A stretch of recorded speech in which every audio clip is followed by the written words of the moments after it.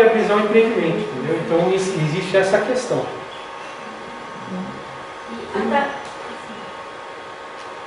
No caso, queria te perguntar a tarifa, não sei como você tratou aqui, mas naquele exercício a tarifa era fixa ao longo dos 30 anos. Isso.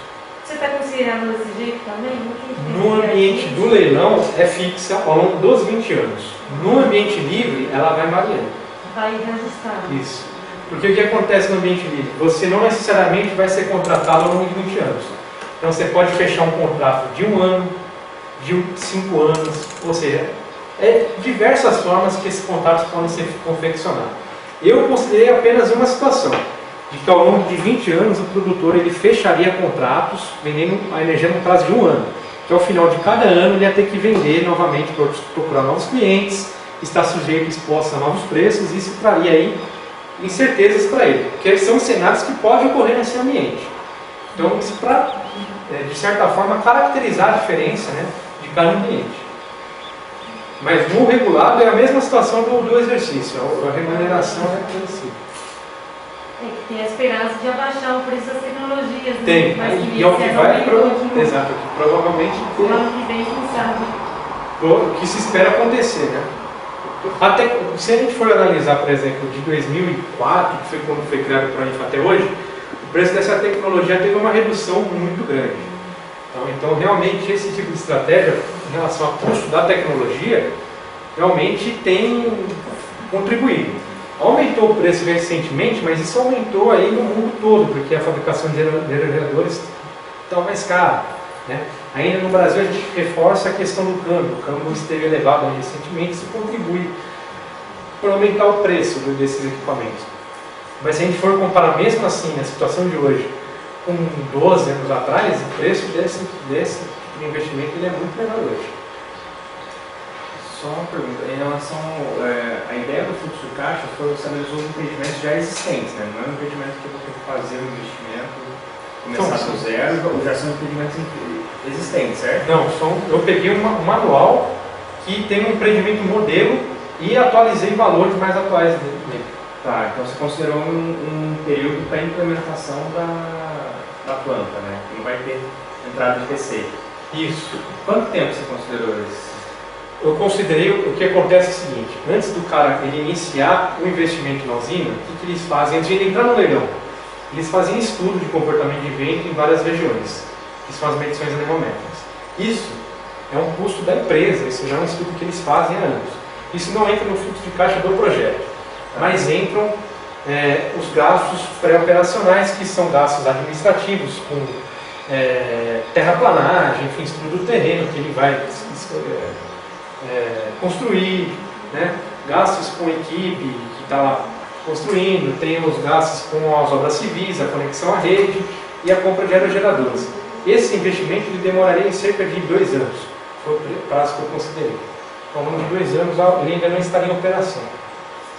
O que acontece é que a gente tem vários tipos de leilões, né? Leilões A3, né? Leilões A5. Por isso que eu te perguntei isso. Entendeu? Qual tipo de leilão que você considerou? Eu considerei como leilão A3, né? Porque seria um caso clássico.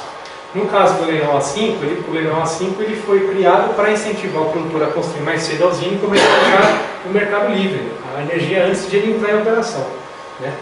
E para isso que esse leilão foi criado. Como esse não era o escopo do estudo, então, considerando aí um leilão A3, seria um caso aí mais elementar, mais básico, mais compatível também com o último leilão que teve para fonte eólica, que foi em abril.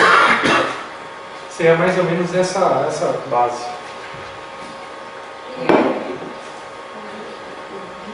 No caso de geração fotovoltaica, você sabe se naqueles de A3 e A5, eu acho que eles não estão ainda não estão sendo considerados.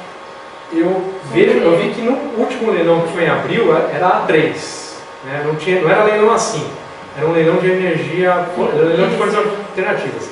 Então, tem um prazo que eles dão para cada fonte entrar em operação. Para a fonte eólica geralmente é 2 anos, para uma fonte solar eu não sei exatamente qual foi o prazo, foi 1 ano ou 2 anos. Mas quando o cara entra no leilão, eles já dão um prazo, qual é o prazo depois daquele leilão que ele tem que entrar em operação. Então no caso da energia solar eu acredito que seja 2 anos. Mas isso aí precisaria ver lá como que foi o último. Mas isso o produtor já conhece isso quando ele está no sertão. Jean, talvez não tenha sido o objeto da sua análise aí, quando você fala de fontes, políticas de incentivo para fontes de energia renováveis, você focou mais a energia eólica. Né? Mas vamos fazer uma hipótese, já que você estudou tanto essa questão de viabilidade financeira, análises e tal. No caso da energia solar, se a gente pensar em fazendas solares, né, estamos pensando em grandes investidores, né, empresas, né, que usam aí, grandes extensões de terra para colocar os seus painéis, como está acontecendo já no Nordeste. Tem gente no Nordeste que vai fazer muito dinheiro porque é mais barato alugar, né? Ganha mais dinheiro alugar terra lá para colocar painel solar do que plantar. Né? Não tem água no chão. Então isso já está acontecendo, de certa forma.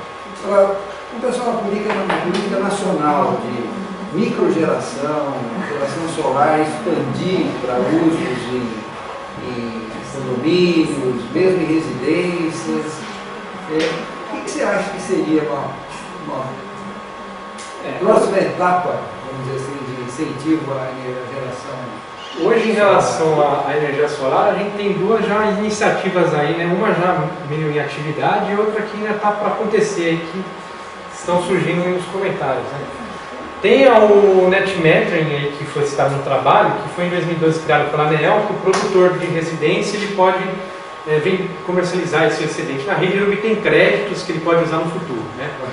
Mas isso ainda aí tem gerado certa contestação, porque você não tem linhas de financiamento adequadas para uma pessoa física. Então, por exemplo, essas linhas de financiamento que foram analisadas no trabalho é para grandes projetos. O cara que é de residência ele tem mais dificuldade a ter acesso a um bom financiamento para comprar um equipamento caro, um equipamento que às vezes muda de preço em questão de meses, então tem essa dificuldade, né?